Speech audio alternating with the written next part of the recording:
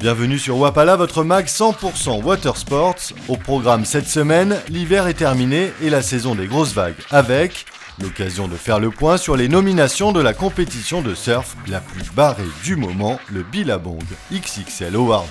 On s'intéressera ensuite à l'hydrofoil et à toutes ses déclinaisons possibles pour planer à 1 mètre au-dessus de l'eau. Mais tout de suite direction la côte ouest de l'Australie pour les news de la semaine.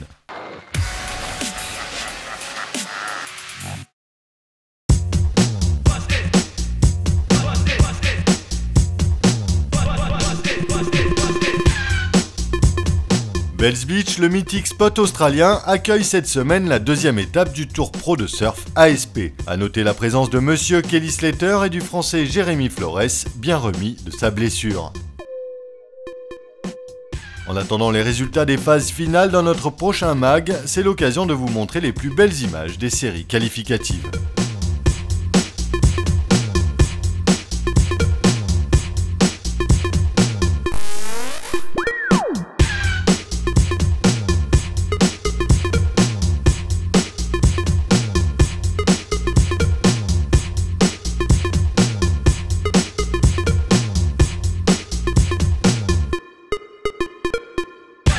Get on it. Bust it. We gon' get on it. Bust it. Get on it. Get on it. Bust it. We gon' get on it. Bust it. Get on it. Bust it. We gon' get on it. Bust it. Get on it.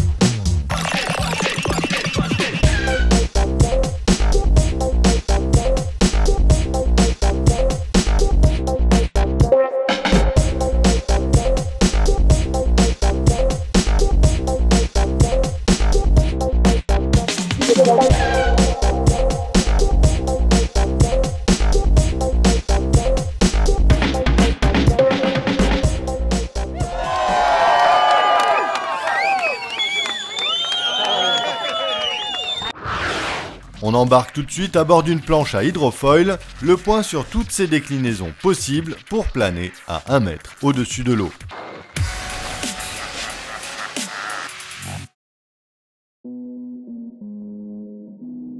Nous vous avions déjà parlé de Bruno André et de son foil windsurfing. Mettre au point une planche de windsurf à foil destinée au grand public, c'est le pari un peu fou que s'est lancé le waterman breton il y a quelques années.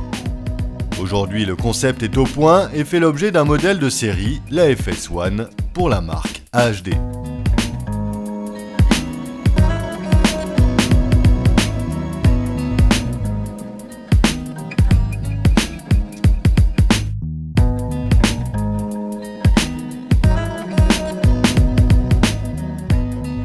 Le foil a toujours suscité l'excitation des glisseurs de tout poil. On le retrouve en dériveur avec le Mott International qui dépoussière complètement le bon vieux 420 de papa. Dans sa version course au large, on a l'hydroptère qui titille le kite et le windsurf dans la chasse au record de vitesse. En septembre 2009, l'équipage d'Alain Thébault pulvérise le record du monde de l'époque avec un run à 51,36 nœuds. Le foil s'est aussi fait une place sous la carène des kitesurf pour jouer dans les vents très légers.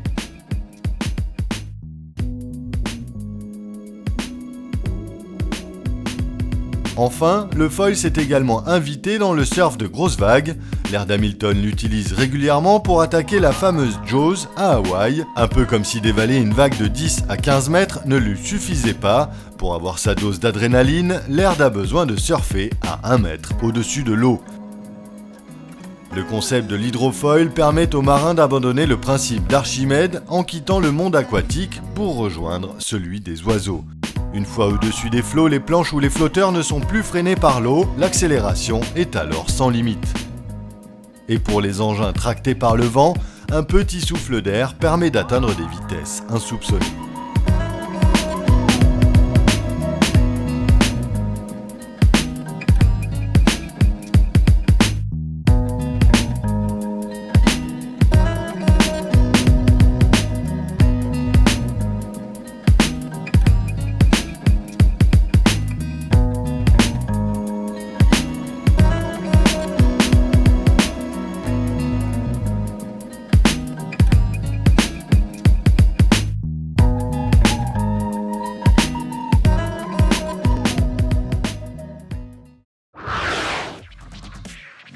La saison des grosses vagues est terminée, l'occasion de faire le point sur les nominations pour la plus dingue des compétitions de surf.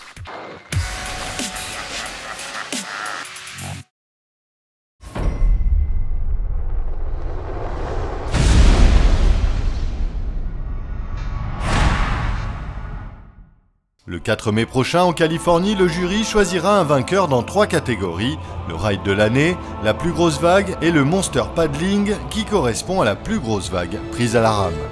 Nous avons donc décidé de vous dévoiler les images des nominés sur les 3 catégories au fur et à mesure de ce mois d'avril. On commence donc cette semaine avec la catégorie reine, le ride de l'année.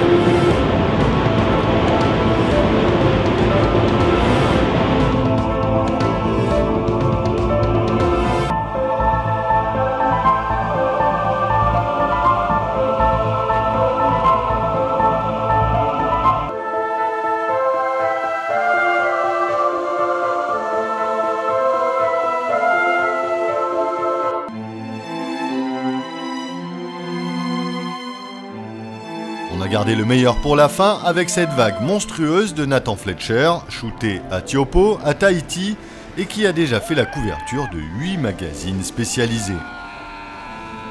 C'est sans aucun doute le ride de l'année.